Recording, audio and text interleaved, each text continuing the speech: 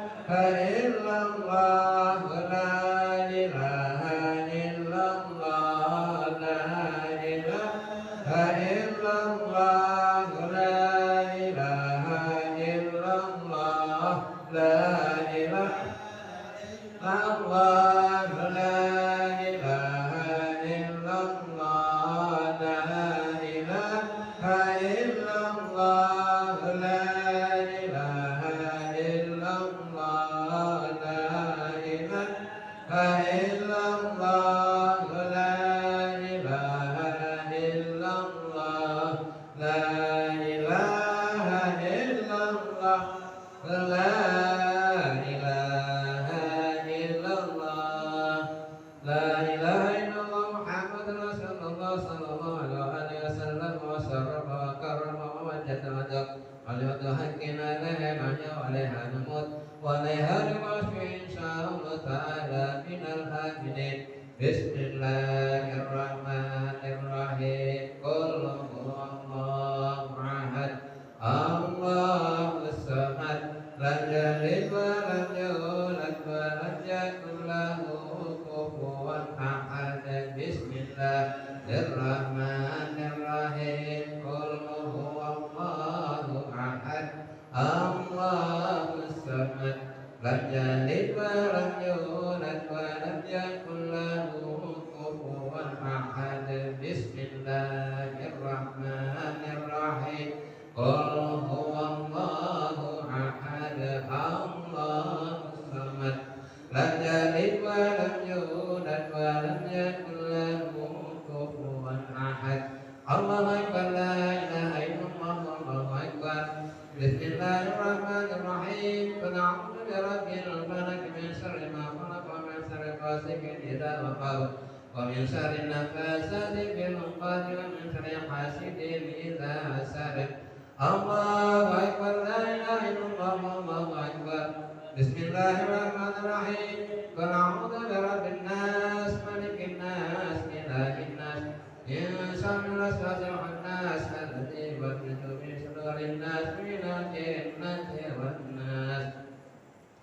Al-Fatihah. Sayyidina wa habibina syafiina Rasulillahi Muhammadin Abdillah sallallahu alaihi wasallam wa alihi washabihi wa azwajihi wa dzurriyyatihi wa ahli baitihi. Summa arsalnal muhajirin Allah bin Isa wa sinal bakil qaddam Muhammad bin Ali bin Abdul Shalihin wa quraihim anna wa yuli darajatihim fil jannah wa inna alaina barakatihim wa asqatihim wa anwarihim wa ulumihim fid dunya wal akhirah. Al-Fatihah. A'udzu billahi minasy syaithanir rajim. Bismillahirrahmanirrahim. Alhamdulillahi rabbil alamin, arrahmanir rahim, maliki yaumiddin. Iyyaka na'budu wa iyyaka nasta'in. Ihdinas siratal mustaqim, siratal ladzina an'amta 'alaihim ghairil maghdubi 'alaihim waladdallin. Amin. Al-Fatihah.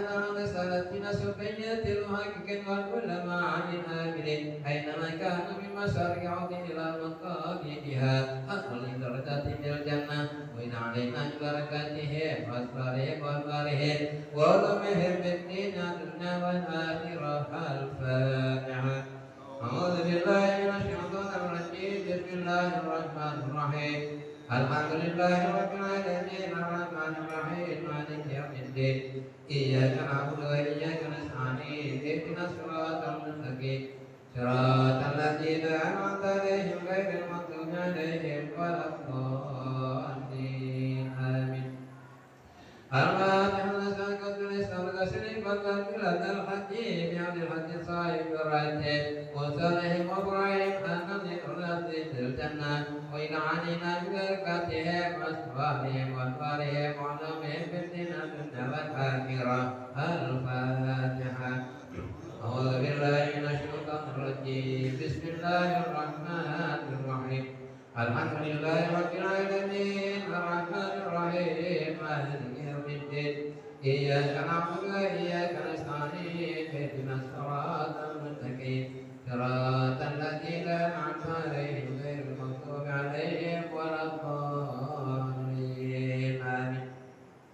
Al-Fatihah. Wal muslimin wal muslimin wal ahwali hamiyatil qaditahin وكل ما يهدي وما شهدنا بالدين إلى أرواح والدينا ووالديكم خاصة وموت المسلمين عامة جنة لك سمي رحمة واسكن ولا جنة وأنتم لكنا وإياكم شر الظالمين شر المؤمنين وشر الحاسدين ونغنى سائل منا ومنكم سلم على ما يرضي الله ورسوله والهدى المسافرين والهدى والمجاهدين بأن يبلغكم مقاصدهم ويردوا من أوطان من سلم وحين وعافية وأن يتوب علينا ويتوب لنا ولكم بالإسلام برد وعافية وإلى حضرة النبي محمد صلى الله عليه وسلم الفاتحة.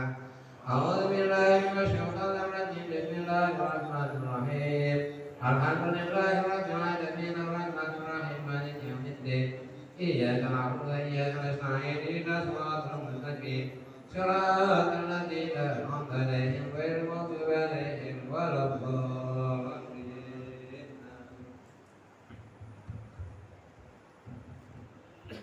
يا ربي بالمصطفى بلغ مقاصدنا واغفر لنا ما مضى يا واسع الكرم يا ربي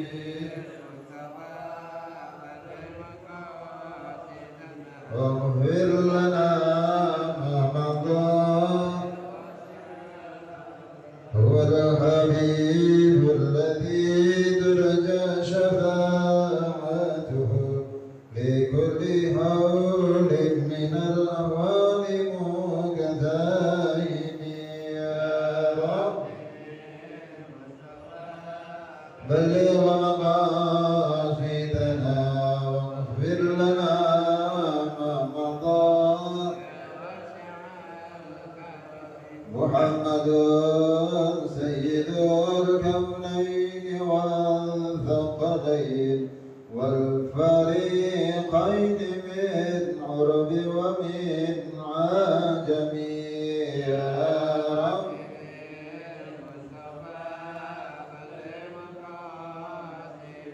واغفر لنا ما مضى محمد ذكره روح لأنفسنا محمد شكره فرض على الأمم يا رب بلغ مقاصدنا واغفر لنا ما مضى اللهم صل وسلم وبارك عليه وعلى آله.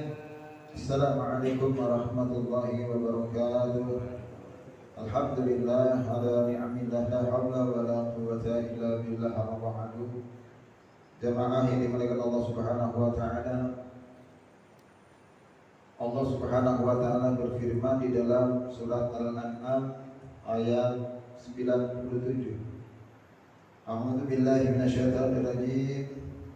Man 'amila shalihan min dzakarin aw untha wa huwa mu'minun falanuhyiyannahu hayatan thayyibah.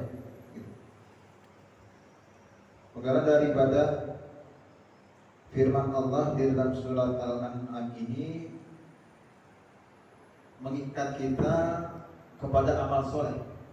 Man 'amila shalihan min dzakarin aw untha, barang siapa yang beramal soleh dari baik itu laki-laki maupun dari golongan perempuan, wa huwa mu'minun, dan dia beriman kepada Allah Subhanahu wa taala, falanuhyiyannahu, maka dia akan menghidupkan hayatan thayyibah, dengan kehidupan yang baik. Ini sebuah kunci. Ketika seseorang menginginkan kehidupannya thayyibah, maka kuncinya adalah amal soleh. Begitu kira-kira. Masing-masing kita punya kehidupan. Masing-masing kita punya kehidupan. kehidupan, ya. Di tengah malam dia hidupnya di malam hari. Binatang ada, manusia juga ada. Ada kehidupannya yang baik, ada kehidupannya yang buruk. Itu berbagai macam kehidupan ada di sekitaran manusia. Tapi mereka yang beriman tidak lepas ketika inginkan hayatan thayyibah, kehidupan yang baik, maka kuncinya dia amilah salihah, man amala amilan salih. Dia harus beramal soleh. Ahli mufassirin mengartikan daripada hayatan thayyibah ini adalah qanaah. Ada sebagian mengartikan qanaah. Apa itu qanaah? Qanaah itu adalah lapang dada. Qanaah itu adalah merasa berkecukupan, bukan merasa cukup, tapi merasa berkecukupan. Ya, ini bagi orang beriman.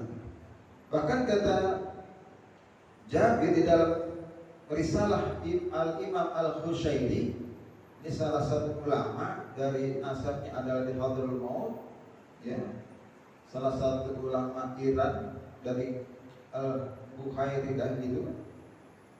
Beliau menulis yang namanya Risalah Al-Khushairiyah, bermadzhab Imam Syafi'i. Beliau mengatakan di dalam kitabnya itu ada sabda Nabi Sallallahu Alaihi Wasallam dari Jabir, al-qana'atu kanzun la yafna. Gitu. Kata Jabir, kata baginda Nabi, sabda Nabi Sallallahu Alaihi Wasallam, bahwa sifat qana'ah itu adalah gudangnya kekayaan, la yafna, dan tidak akan pernah sirna, tidak akan pernah punah. Jadi qanaah itu suatu sifat gudangnya kekayaan, layakna, dan tidak akan pernah sirna.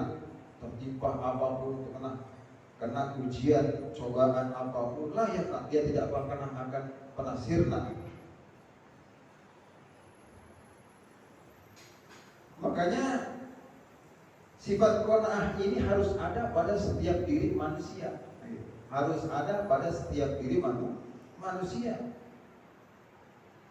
Karena kata beliau, al-fuqara'u amwatun, bahwa orang miskin itu adalah diibaratkan orang mati. Orang miskin, kan orang miskin sama orang kaya ikut baik, ya? Gue ikut baik dah, gue makan gitu. Begitu. Dia tuh orang miskin diibaratkan, kata Imam Al-Qushairi, mati. Illa man ahyahu Allah Ta'ala bi'izzatil qanaah, gitu. Kecuali ya, dia itu dihidupkan oleh Allah Subhanahu wa Ta'ala dengan kemuliaan qanaah. Berarti kan dia harus punya, orang miskin punya sifat qanaah, dia menjadi mulia, martabatnya menjadi tinggi, menjadi baik, ya. Begitu pula orang kaya yang memiliki qanaah, dia akan mulia. Beda kalau orang kaya yang tidak memiliki qanaah, maka dia akan terus mencari kekayaan karena merasa tidak cukup. Orang miskin lebih-lebih ketika dia tidak memiliki sifat qanaah. Yang ada apa? Membayangkan kehidupan yang baik. Seandainya punya mobil bagus, seandainya punya rumah yang bagus, jadi dia seolah-olah berilustrasi, berangan-angan, seandainya dia terus kehidupannya, dia lupa tuh akan kehidupan yang telah dia jalani. Ada satu kisah gini, saya dapat dari Habib Haikal. Jadi ada seorang raja, dia cemburu dengan pembantunya. Oh, dia lebih bahagia dari saya, begitu. Ini orang raja nih. Seorang raja bertanya kepada wazirnya, kepada menterinya, hai menteri, hai wazir, coba sini. Kok saya heran ya, pembantu saya itu kok lebih bahagia daripada saya. Kelihatannya saya memiliki segalanya nih. Seorang raja, istana, dia pembantunya dia yang gaji. Gitu. Mungkin gaji pembantunya nggak cukup makan satu hari si raja ini. Tapi dia lebih bahagia, dia lebih tenang hidupnya, dia lebih ceria begitu. Sementara aku banyak gelisahnya di seorang raja. Karena aku memiliki apa yang tidak dimiliki oleh. Maka Al-Wazir ini menganjurkan kepada ini raja, coba wahai raja, pakai metode 99 gitu. Ini lebih baik lagi dikaya kayak itu. Coba pakai metode 99. Raja bingung. Apa maksudnya ya wazir? Yang dimaksud dengan metode 99 gitu. Begini ya Tuan Raja, engkau masukkan uang sebagai hadiah berjumlah 99 dirham. Lalu kamu masukkan amplop, tulis di depannya 100 dirham hadiah untukmu. 100 dirham hadiah untukmu. Dan kau taruh di depan pintunya. Si pembantu itu ketuk pintunya, lalu kau pergi. Gitu. Lalu dilakukan ini oleh sang raja. Dia masukkan 99 logam rupiah yang 99 dirham itu ke dalam amplop, ditulisnya 100 dirham. Dibukalah nih yang masih pembantunya, yang tadinya dia merasa bahagia, kehidupan tenang, senang, ceria gitu, mukanya selalu bergembira gitu, yang membuat ngirit sang raja. Begitu dibuka ini amplop oleh pembantunya, dia buka, tulisannya kan 100 dirham. Pas dibuka kok cuma ada 99. Dia sibuk nyari yang 1 dirham. Dia tanya bininya, dia tanya anaknya, cari. Pokoknya di tulisannya 100 dirham. Kenapa nih ada 99 dirham? Ini dari raja, begitu. Mungkin tadi sebelum saya menemukan udah dia nemuin, udah buka begitu. Cari-carinya sampai dia pun yang tadinya kehidupannya aman-aman saja, tentram, jadi berikut. Bininya diomeli, anaknya dimarahi, kehidupannya gelisah. Kenapa? Dia mencari yang 1 dirham. Ini maksudnya menteri itu begitu, mencari yang 1 dirham, melupakan yang 99 dirham. Lalu nggak ketemu, dicari itu 1 dirham, sampai akhirnya si pembantu ini menghadap raja, begitu. Menghadap raja dengan wajah yang gelisah, wajah yang penasaran gitu, wajah yang tidak menunjukkan. Barulah si raja itu paham dengan metode yang diajukan oleh sang wazir itu 99 ya, dimasukkannya koin, ditulisnya 100 dirham. Oh betul, ternyata wazir ini jadi orang model kita, Pak, begitu. Ada satu nikmat yang nyata yang sudah kita rasakan, kita kurang qanaah, kurang puas. Kita mencari satu yang belum pasti, sehingga kehidupan kita banyak gelisahnya, sehingga kehidupan kita banyak sekali kita merontaknya karena tidaknya bersyukur. Kita coba, dia nikmat itu yang 99 dirham, tapi kenyataannya setiap manusia pasti akan mencari kurang satu nih gitu. Biasanya kan begitu. Apalagi kalau kita ngobek ngajak 2 orang, 3 orang yang bantuin konyol, taruh jaga sana jadi sini.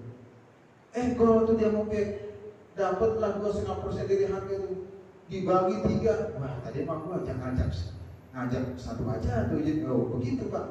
Dia nggak sanggup. Udah dia ngajak, tapi dia nyesel ngajak 1 lagi. Tadi bisa pulang gua nggak usah gua ajak ya. Gua jadi masuk ke jatah gua tuh, begitu. Udah jatah dia udah gede, gitu. Cuma diajak. Ini kita model begitu Pak. Apa yang digambarkan oleh sang raja yang menjadi pelajaran buat kita. Ayo berantakan semuanya. Yang tadi kehidupan kita tentram, kehidupan kita lurus, menjadi sirna semuanya. Maka harus dibentengi dengan yang namanya qanaah. Gitu. Kanzun la yafna, kekayaan yang ada di dalam dada kita. Yang ada di dalam diri kita. Makanya orang miskin itu seperti orang mati. Illa man ahyallahu ta'ala bi izzatil qana, kecuali dia mempunyai kemuliaan melalui qanaah, melalui sifat merasa cukup, sifat lapang dada. Karena dikatakan juga al-qanaatu mulkun la yaskunu illa fi qalbin mu'min, bahwa qanaah itu adalah sebuah kekuasaan, sebuah kerajaan yang la yaskunu, dan dia tidak pernah akan tinggal illa fi qalbil mu'min, kecuali pada hati orang yang beriman. Qanaah itu ada pada hati orang yang beriman. Dia betah tuh. Qanaah akan betah tinggal di hati orang yang beriman. Karena dia dapat segini dia bersyukur. Dia menerima seperti ini dia bersyukur. Dikasih sakit dia bersyukur. Untung tangan gua yang buntung, kalau sakit apa? Ya. Dia dikasih musibah bersyukur. Untuk baru segini musibah. Enggak pernah, itu namanya qanaah. Digempur dengan berbagai peristiwa keburukan pada dirinya, dia kuat karena qanaah adanya di kanzul la yafna, dan tidak akan pernah sirna gitu. Jadi penting ini qanaah. Maka Allah katakan man amila shalihan wa huwa mu'minun, ya, min dzakarin aw untha wa huwa mu'minun falanuhyiyannahu hayatan thayyibah. Kunci daripada kehidupan yang baik, ya, ini catat, kita masing-masing punya kehidupan. Tapi apakah kehidupan kita itu kita rasakan baik? Kuncinya adalah di amal soleh. Udah, amal soleh aja tuh. Membantu orang, menolong orang, menerima kenyataan. Terus dia tingkatkan, fokuskan amal soleh itu kepada dirinya. Dia senantiasa tidak pernah melihat yang ke atas. Boleh melihat yang ke atas untuk sebagai motivasi, tapi kalau kita melihat ke atas tanpa dasar qanaah, maka pasti kita melihatnya, wah pengen gue kayak dia, wah dia mengkari kita, kalau nggak sampai sama dia, dia mengelak tuyul itu, akhirnya buruk prasangka. Tapi kalau disebut qanaah, dia akan memicu untuk senantiasa bekerja untuk mencapai pada tujuan kepada orang yang berhasil di dalam kehidupan dunianya. Maka Allah sudah setel tuh kehidupan kita. Kehidupan ini sederhana. Dia akan mendapat kehidupan berkeluarga semacam ini, kekayaannya seperti ini, ya, keluarganya, anak turunannya seperti ini, pergaulannya juga yang seperti itu. Sudah Allah setel. Gimana kan dia mau menerapkan sifat qanaahnya? Lalu sifat qanaah ini ada pada orang beriman, maka dia akan mendapatkan sebuah kehidupan yang baik. Kehidupan yang baik itu bukan kehidupan yang kita inginkan selalu ada.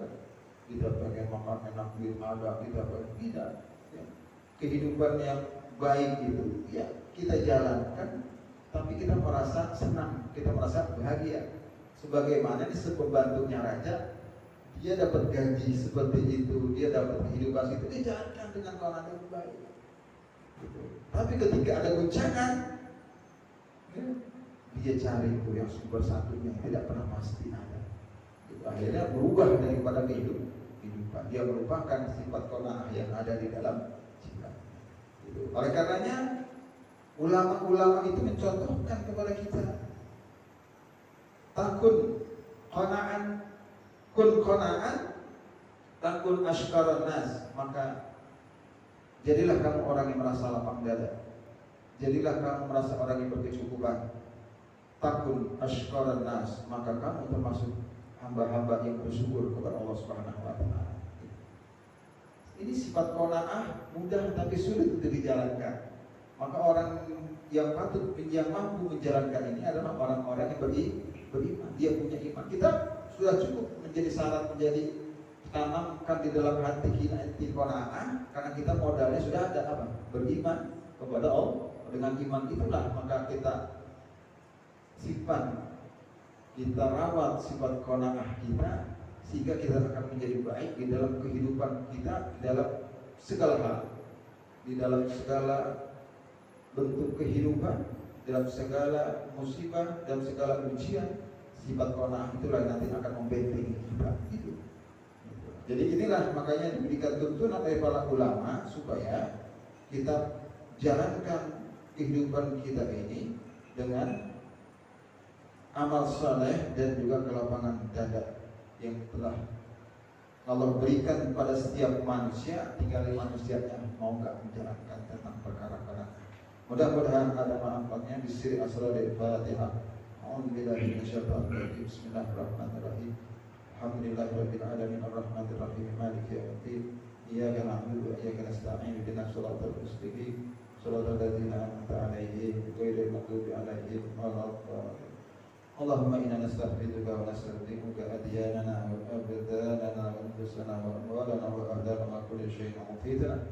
Allahumma ij'alna wa iyyahum ajma'in fi kanafika wa amanika wa iyadika jawarika min kulli shaytanin marid wa jabbarin 'alayka dhi 'ilmin wa dhi dhilmin min sharri shay'in innaka 'ala kulli shay'in qadir. Allahumma jammilna bil 'afiyati was salama wa haqqina bit taqwa wal istiqamah وأعيذنا من موجبات الندامة بالحر والمال والمآل إنك سميع الدعاء.